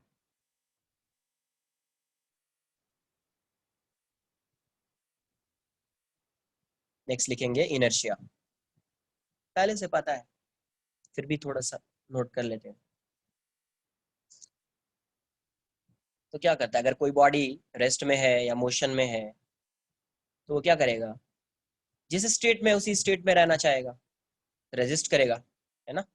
यही चीज पहले से लिखेंगे। It is the inherent property of material, property of material, material body by virtue of which, by virtue of which it resists in change of state of rest, change of state of rest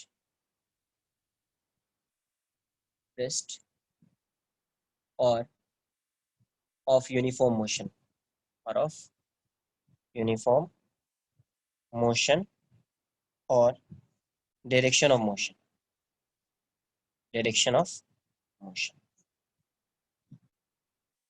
direction of motion, है ना? Inertia को 3 part में divide करेंगे अपन, note करते जाइए साथ में, ये सब पहले भी पढ़ा हुआ है। इनर्शिया ऑफ रेस्ट, यहाँ से इनर्शिया ऑफ रेस्ट, फिर क्या आएगा, inertia of motion, inertia of inertia of motion, और थर्ड क्या आ जाएगा, inertia of direction, inertia of direction.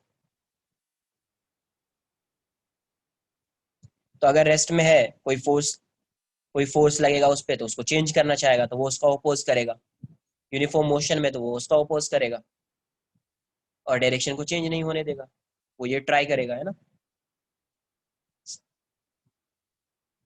ये था inertia. Next, linear momentum, linear momentum, इसको P से रिप्रेजेंट करते हैं। क्या लिखा, देखो अगर कोई बॉडी रेस्ट में है या यूनिफॉर्म मोशन में है या किसी भी एक पर्टिकुलर डायरेक्शन में क्या कर रही है, मूव कर रही है, तो अब वो उसी स्टेट में रहना चाहेगा, वो उसी स्टेट में रहना चाहेगा। अगर कोई उसको चेंज करने के लिए अगर कोई फोर्स लगा दोगे, है ना, तो तुम चेंज करने के लिए ट्राई कर रहे हो, तो वो क्या करेगा, उस चेंज का वो अपोज करेगा, चेंज का क्या करेगा, वो अपोज करेगा। क्लास 7th या 8th में होता था ना, बस पे इनर्शिया की वजह से ये सब, वहीं पे पढ़ा था कि बस में आप बैठे हो, है ना, सडनली एक्सेलरेट, 9th में सडनली एक्सेलरेट किया, तो फिर क्या होगा, आपकी बॉडी रेस्ट में थी तो आप रेस्ट में रहना चाहोगे, बट अगर बस एक्सेलरेट किया तो बॉडी जो है आपकी वो मोशन में आएगी, बॉडी जो है आपकी वो मोशन में आएगी, बट क्या है आपका, आप जो है और इनिशियली किस में थे, रेस्ट में, तो वो क्या करेगा, जब मोशन में आ रहे तो वो उसका अपोज करेगा, वो उसका क्या करेगा, अपोज करेगा, है ना। तो किस डायरेक्शन में जाओगे, पीछे हो जाओगे। लेकिन अगर कोई बॉडी पहले से एक्सेलरेट कर रही है, सडनली ब्रेक लगा दिया, तो उस केस में तुम बस के साथ किस में हो, मोशन में हो, तो तुम आगे मूव करना चाहते हो, इनर्शिया तुम्हारा ऐसा है कि तुम आगे मूव करना चाहते हो, बट ब्रेक लगेगा तो तुम रुकोगे, बट तुम्हारी बॉडी आगे जाना चाहेगी, इसलिए तुम आगे गिर जाते हो। ये सब इनर्शिया की वजह से होता है। लीनियर मोमेंटम, है ना, मोमेंटम क्या होता है, m × v होता है, लिख लेंगे। Momentum of a body is the amount of motion, momentum of a body या linear momentum of a body is, linear momentum लिख लो, ज्यादा बेटर है। Linear momentum of a body is the amount of motion possessed by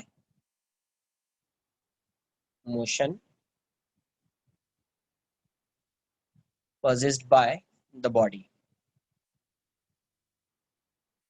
और ये momentum होता क्या है, P = m × v होता है, m × वेक्टर में बताया था कि P क्या होता है, m × v होता है। अगर कोई भी बॉडी मूव कर रही है v वेलोसिटी से, उसका मास m है, तो उसका मोमेंटम आप क्या बोलेंगे, m × v, m × v। तो ये कैसी क्वांटिटी हो गई, it is a vector quantity, it is a vector quantity, it is a vector quantity.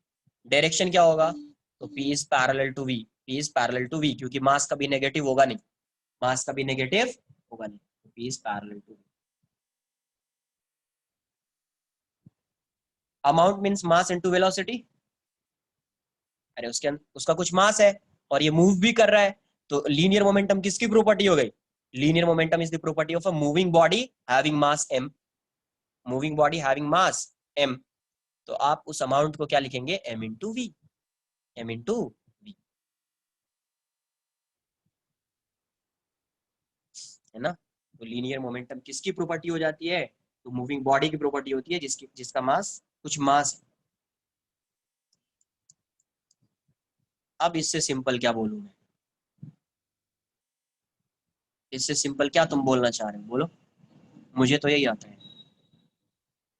Linear momentum linear velocity की वजह से आ रहा है ना, अरे ये लीनियर वेलोसिटी की वजह से आ रहा है, ये जब पार्टिकल स्ट्रेट लाइन में या कर्व पाथ में सिर्फ मूव करेगा, सिर्फ उसकी कोई वेलोसिटी होगी, उसी की वजह से आया है।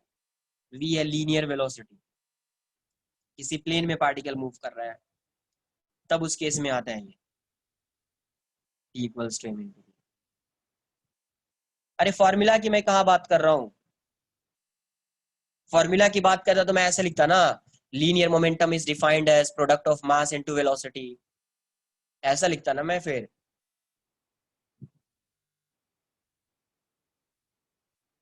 तो लीनियर मोमेंटम होता क्या है? It is the property of a moving body having mass m। मतलब जब किसी बॉडी का मास m होता है, जब किसी बॉडी का मास होगा, ऐसा बोलो, मास छोड़ दो m, जब किसी बॉडी का कोई मास होगा और वो बॉडी मूव कर रही है, तो उसके अंदर एक प्रॉपर्टी आ जाती है। उस प्रॉपर्टी को क्या बोलती है? Linear momentum. उसी को क्या बोलते हैं? Linear momentum. उसका मैग्नीट्यूड फाइंड करना होगा तो बोलेंगे m इंटू वी। डॉट नहीं, डॉट कहाँ आ गया? m into v, m into v. Vector लिखना चाह रहे हो, यूनिट खुद से अब देख लो ना, यूनिट क्या आएगा? यूनिट होगा केजी मीटर पर सेकेंड, या न्यूटन सेकेंड भी होता है। केजी मीटर पर सेकेंड को क्या बोलते हैं? Newton second. न्यूटन सेकेंड, ठीक है।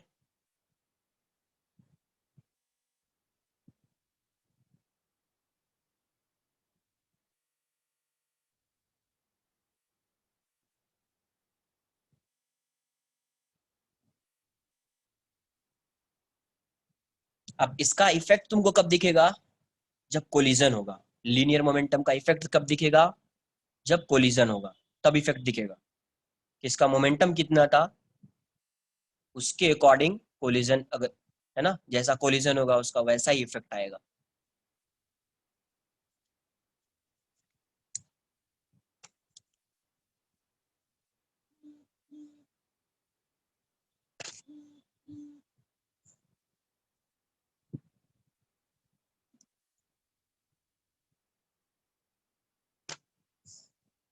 अब लिखेंगे लॉज ऑफ मोशन।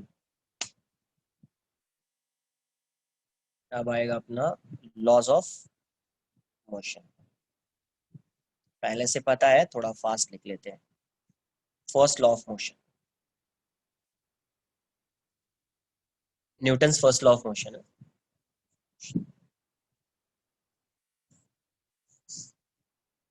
तो फर्स्ट लॉ क्या बोलता है? अब देखो, ये बॉडी है, ऐसे समझिए, ये बॉडी, इसका मास कुछ है मान लीजिए, जरूरी नहीं है बोलना। अगर ये रेस्ट में है, रेस्ट में, इस पे नेट फोर्स जीरो है, इस पे क्या है? नेट एक्सटर्नल फोर्स जीरो है, और ये रेस्ट में है बॉडी, तो ये हमेशा क्या रहेगी? रेस्ट में ही रहेगी।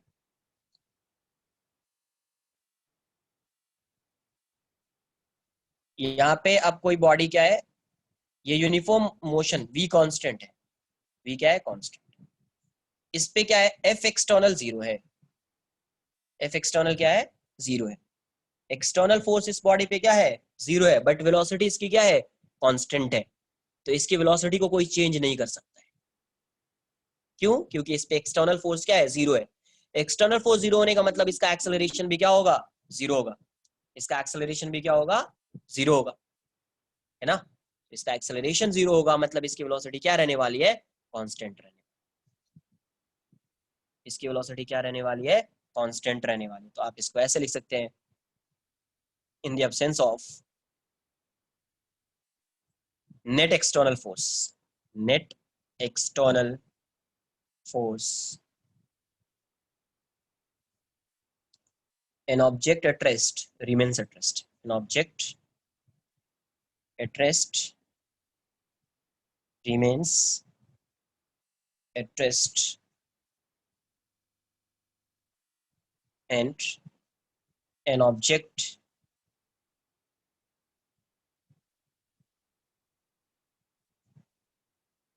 एक्सटर्नल, मतलब ये जो लिखा है ये है नेट एक्सटर्नल फोर्स।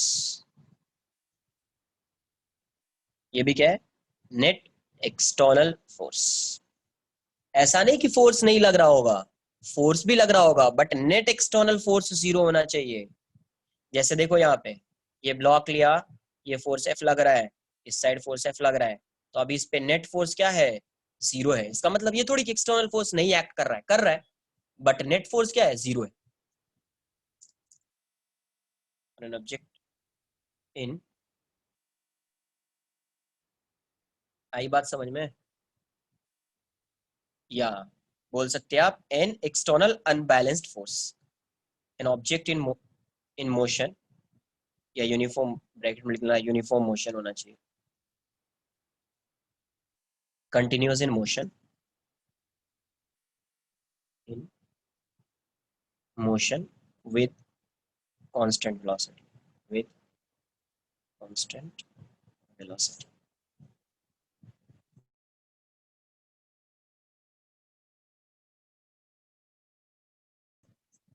भाई यही क्या है, first law of, second law.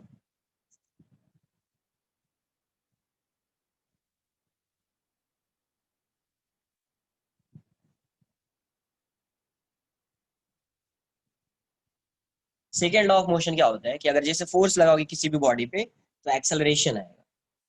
क्या आएगा? एक्सेलरेशन आएगा, है ना? एक्सेलरेशन आएगा, और किसी बॉडी पे फोर्स लग रहा है तो उसकी वेलोसिटी चेंज होगी, वेलोसिटी चेंज होगी तो उसका मोमेंटम चेंज होगा, है ना? क्या चेंज होगा? मोमेंटम। तो यहाँ पे क्या आता है, सेकेंड लॉ क्या बोलता है, the rate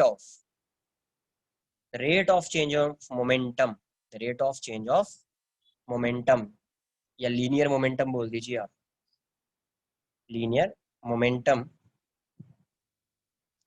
of a body is directly proportional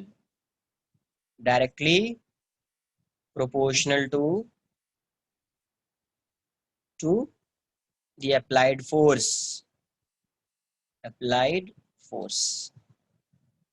and ये जो चेंज इन मोमेंटम है, एंड वो किस डायरेक्शन में होगा, and takes place in the direction of, in the direction, and takes place in the direction of force, direction of. Note कर लीजिए, इतना थोड़ा फास्ट नोट कीजिए, ठीक है? थर्ड लॉ भी पढ़ना है, इसको थोड़ा एक्सप्लेन भी करना पड़ेगा सेकेंड लॉ को।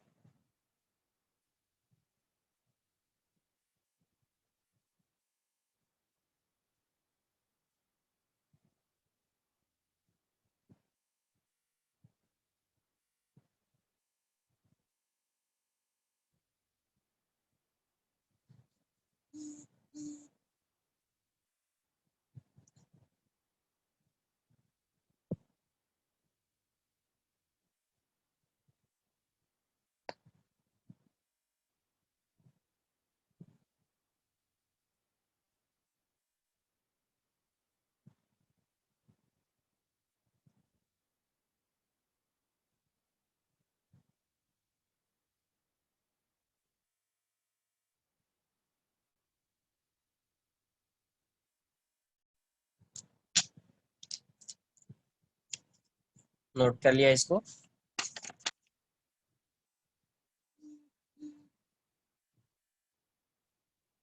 यहाँ से F क्या है, या आप ऐसे लिख सकते हैं dp by dt is directly proportional to F। अरे यार क्या कर रहे हो फिर, नोट कर लो यार, हो जाए तो बता देना।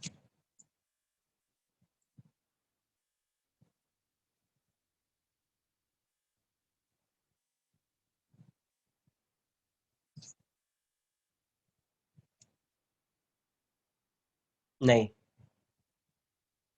होमवर्क कहाँ से मिलेगा, अभी कुछ, अभी तो स्टार्ट ही किया है, कुछ बताया कहाँ है, क्वेश्चन को सॉल्व कैसे करते हैं वो भी पता नहीं।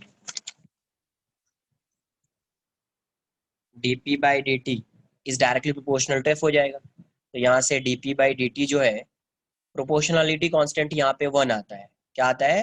1। तो यहाँ से F की वैल्यू क्या हो जाएगी, F equals to dp by dt। F क्या हो जाएगा, dp बाय, तो सेकेंड लॉ ये है, यही क्या है, सेकेंड लॉ है, dp बाई dt। अब देखो यहाँ से F इक्वल्स टू क्या है, dp बाई dt, p क्या होता है, m इंटू वी। तो आप ऐसे भी लिख सकते हो, dp बाई dt लिख दो, मैग्नीट्यूड। तो यहाँ से F क्या आ जाएगा, d बाई dt, p को मैंने mv लिख दिया। क्या लिख दिया, mv।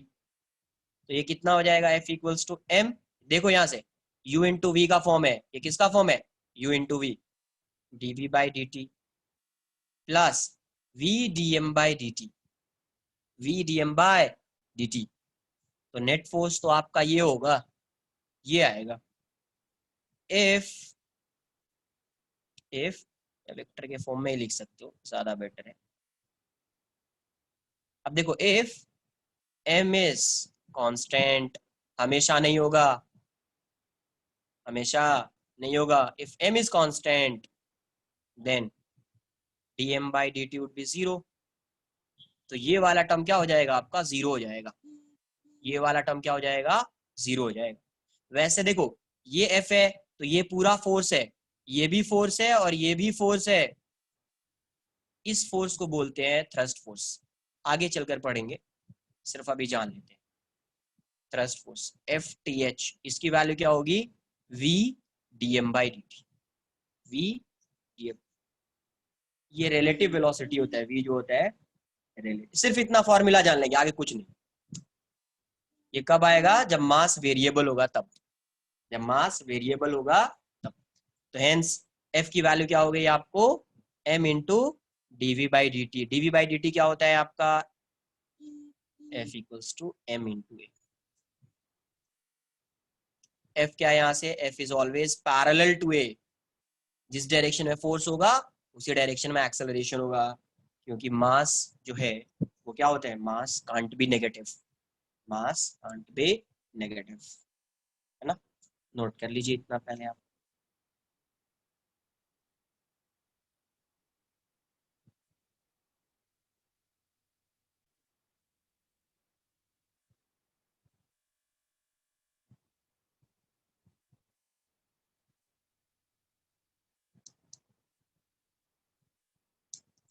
मैं बोला कि ये F इक्वल्स टू क्या है, m into a. F equals to m into a. तो F is always parallel to a। F is always parallel to a। क्यों, क्योंकि मास कभी नेगेटिव नहीं हो सकता है, मास कभी नेगेटिव नहीं हो सकता। नोट कर लो।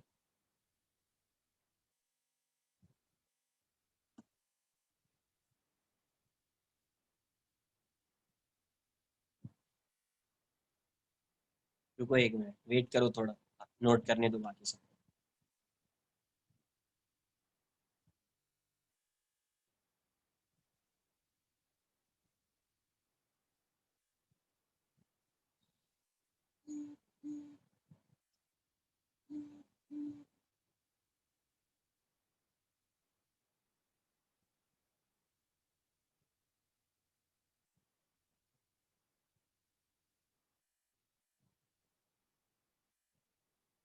ये तो एक्सपेरिमेंटल वैल्यू है ना, एक्सपेरिमेंट करके ये वैल्यू आया ना 1।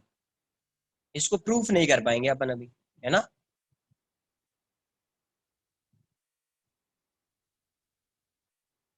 इसका कोई प्रूफ नहीं है, प्रूफ नहीं कर पाएंगे क्योंकि ये कैसी वैल्यू, एक्सपेरिमेंटल वैल्यू है।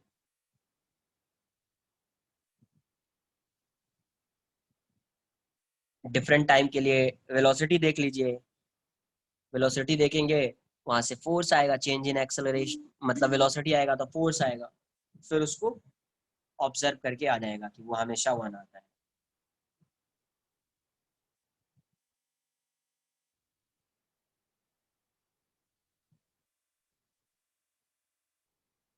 नोट कर लिया इतना।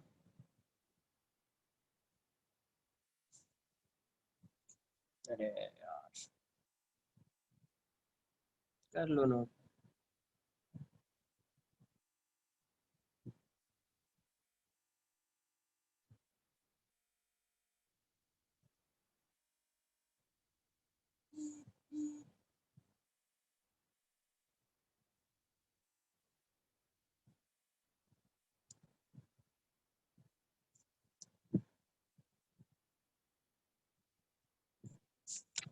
देखो यहाँ पे अगर ये फोर्स ऐसा होगा, थर्ड लॉ लिखा के खत्म कर देता हूँ। देखिए ऐसा, अगर f की वैल्यू ऐसी है, f equals to F x, है ना, या एफ एक्स आई कैप बोल दीजिए, F y j cap plus F z k cap. तो अब एफ एक्स की वैल्यू क्या होगी, एफ एक्स हो जाएगा D P X by D X, D P X by X. F X को आप ये भी लिख सकते हैं M into X equals to D P X, D T X नहीं, डी पी एक्स बाय, है ना। सिमिलरली एफ वाई क्या आ जाएगा, D P Y by D T, और ये वैल्यू क्या हो जाएगी, M into A Y to D P Y by D T, and F Z क्या आ जाएगा, D P Z by D T, और यही वैल्यू किसके इक्वल हो जाएगी, M into A Z, M into,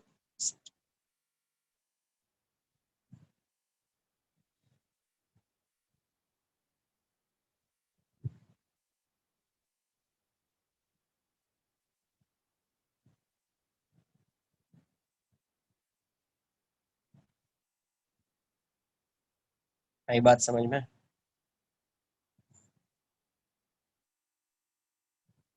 third law है, स्टेटमेंट लिख लेते हैं। थर्ड लॉ, ये तो पता ही है बट फिर भी नोट कर लो। Yes, to every action, to every action there is equal and opposite reaction, है ना। Every action there is always an equal and opposite reaction, reaction, there is always an equal and opposite reaction। तो ये जो action reaction force होता है ना, action reaction pair,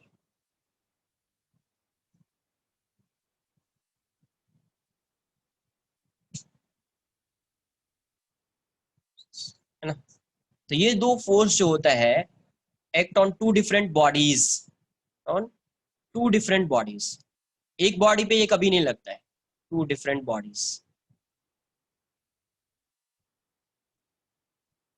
और ये फोर्स होता है equal in magnitude, opposite in direction,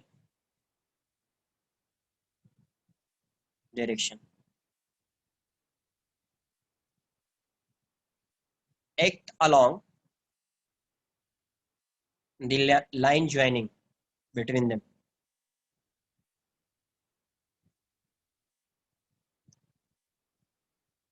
ये इसके अलॉन्ग लगता है, तो ये कंडीशन होता है किसका, एक्शन रिएक्शन पेयर का। नोट कर लीजिए, नेक्स्ट लेक्चर में थोड़ा सा डिस्कस भी करूंगा इसको। कोई होमवर्क नहीं है, कुछ भी नहीं, नेक्स्ट लेक्चर से आपको होमवर्क मिलेगा। नहीं, सेम बॉडी पे एक्ट थोड़ी करेगा normal reaction, action reaction pair, possible है क्या, ऐसा देखो ना, ये बॉडी है तो ये इस पे क्या लगा रहा है, मास एम है, ये इस सरफेस पे क्या लगाएगा, नॉर्मल, mg नहीं लगाएगा, mg तो ग्राउंड लगा रहा है, तो ये सरफेस भी इस पे क्या लगाएगा, वही तो बता रहा हूँ, नॉर्मल। नोट करो इसको, नोट करो, बता देता हूँ, बताता हूँ, नोट करो इसको।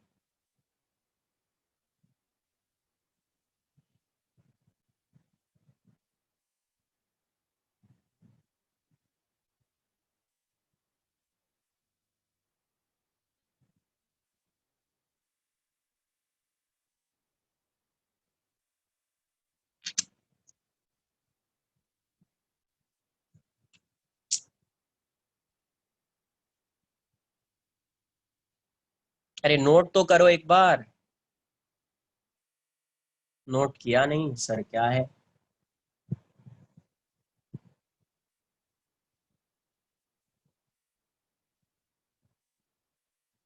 नहीं, पॉसिबल ही नहीं।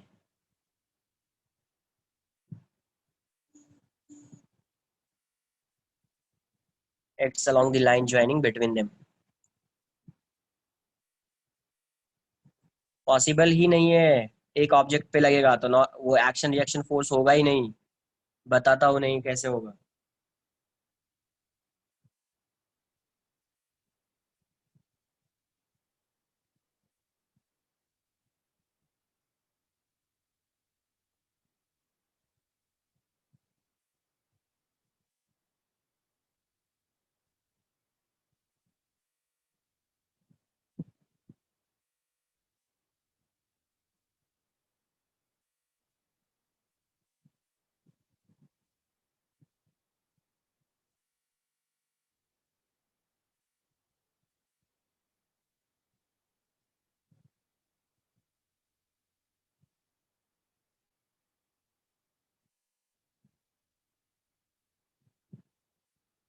हो गया, एक बता रहा हूँ बस, नोट कर लिया इसको। अब देखो यहाँ से बस ओवर ही है, ओवर हो चुका है, समझ लीजिए एक बार। ये ब्लॉक है, ये क्या है, ब्लॉक है। अब ये बताओ, ये ब्लॉक इस पे कौन सा फोर्स लगा रहा है ग्राउंड पे? ये ब्लॉक इस ग्राउंड पे कौन सा फोर्स लगा रहा है? नॉर्मल, वाह वेरी गुड। mg ये ब्लॉक लगाएगा कि mg तो ग्राउंड लगा रहा है इस पे? mg तो अर्थ लगा रहा है ना यार इस पे। ये कौन सा फोर्स लगा रहा है इस पे? Normal reaction. तो ये ग्राउंड भी इस पे क्या लगाता है, जब ये नॉर्मल इसको क्या कर रहा है, प्रेस करेगा, जब ये ब्लॉक इसको प्रेस करेगा इस डायरेक्शन में, तो ये इस पे नॉर्मल लगाएगा। तो जैसे ये नॉर्मल लगाएगा, ये भी इस ब्लॉक पे नॉर्मल लगाएगा। बट दोनों का मैग्नीट्यूड क्या है, सेम है। दोनों का डायरेक्शन क्या है, ओपोजिट है। दोनों टू डिफरेंट बॉडीज पे एक्ट कर रहे हैं, और दोनों सेम लाइन के अलोंग एक्ट करेंगे सेंटर पे। ये ऐसा लगाएगा तो ये ऐसा लगाएगा।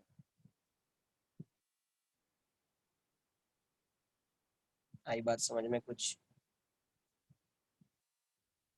एक और चीज समझ लो, जैसे ये होता था m1, यहाँ पे ये वाली होती थी m2। तो यहाँ पे ग्रेविटेशनल फोर्स इस डायरेक्शन में लगता था, force on one due to two. यहाँ पे इस डायरेक्शन में लगता था f, force on two due to one. इन दोनों फोर्स की वैल्यू क्या होती थी, इक्वल होती थी, मैग्नीट्यूड सेम है। डायरेक्शन क्या है, ओपोजिट है। ये दोनों फोर्स टू डिफरेंट बॉडीज पे एक्ट कर रहा है, और दोनों along the line joining between them लग रहा है। मतलब ग्रेविटेशनल फोर्स कैसा फोर्स है, फोर्स, ये कैसा फोर्स हो गया, एक्शन रिएक्शन। यहाँ पे नॉर्मल फोर्स कैसा हो गया, एक्शन रिएक्शन। ऐसा नहीं कि ये mg लगा रहा है, अरे ये तो नॉर्मल लगाएगा, ये नॉर्मल जैसे लगाएगा। mg तो कहीं पे भी रहेगा तो भी लगाएगा, ये कांटेक्ट में है या नहीं है तो भी mg लगाएगा, यहाँ पे है तो भी mg लगाएगा। हाँ, अब ये इस पे mg लग रहा है, तो ये भी उसको उतने ही फोर्स से पुल करेगा ना अपने टूवर्ड्स। तो ये दोनों फोर्स हो गया ना एक्शन रिएक्शन पे। यहाँ पे जो ये नॉर्मल लगाएगा, और ये जो ग्राउंड इस पे नॉर्मल लगाएगा, तो ये दोनों एक्शन रिएक्शन पेयर होगा। तो ये दोनों टू डिफरेंट बॉडीज पे एक्ट करेगा, दोनों का मैग्नीट्यूड सेम होगा, दोनों ऑपोजिट डायरेक्शन में लगेगा, और दोनों along the line joining between them, उसी के अलोंग लगेगा। तो ऐसे फोर्स को क्या बोलते हैं, एक्शन रिएक्शन पेयर फोर्स। आई बात समझ में कुछ? वही स्टेटमेंट लिखा था। mg की वैल्यू तो n होगी, उससे मतलब नहीं है। mg की वैल्यू क्या होगी उससे तो कोई मेरा लेना देना ही नहीं है। अभी अभी अपने को ये जानना है कौन सा एक्शन रिएक्शन पेयर फोर्स है, बस उतना जानना है। इसकी वैल्यू क्या होगी, यहाँ पे mg हो जाएगी, बट हर केस में mg नहीं होगी। स्टार्टिंग से बोलता आ रहा हूं मैं, हर केस में mg नहीं होगी। ऐसा नहीं कि इसका मास m है तो ये हमेशा नॉर्मल रिएक्शन mg लगाएगा, वैसा नहीं होगा। सेंट्रीपिटल फोर्स और सेंट्रीफ्यूगल फोर्स किस पे लगता है, ये बताओ। सेंट्रीपिटल फोर्स और सेंट्रीफ्यूगल फोर्स किस पे लगता है? कोई भी बॉडी है सर्कुलर, है ना, ऐसे सर्कुलर पाथ में, सेम बॉडी पे, करेक्ट, सेम बॉडी पे, तो होगा क्या, होगा वो, नहीं होगा, नहीं होगा ना, सेम बॉडी पे लग रहा है। और सेंट्रीपिटल और सेंट्रीफ्यूगल फोर्स जो है ना, वो सिर्फ रेफरेंस फ्रेम, आगे एक चीज पढ़ाऊंगा स्यूडो फोर्स, स्यूडो फोर्स से पहले एक चीज पढ़ाऊंगा रेफरेंस फ्रेम या फ्रेम ऑफ रेफरेंस, है ना। तो वो डिपेंड करता है किस फ्रेम से तुम ऑब्जर्व कर रहे हो मोशन को। सिर्फ फ्रेम की वजह से वो कभी सेंट्रीपिटल हो जाता है और कभी सेंट्रीफ्यूगल हो जाता है, वैल्यू दोनों की सेम होती है,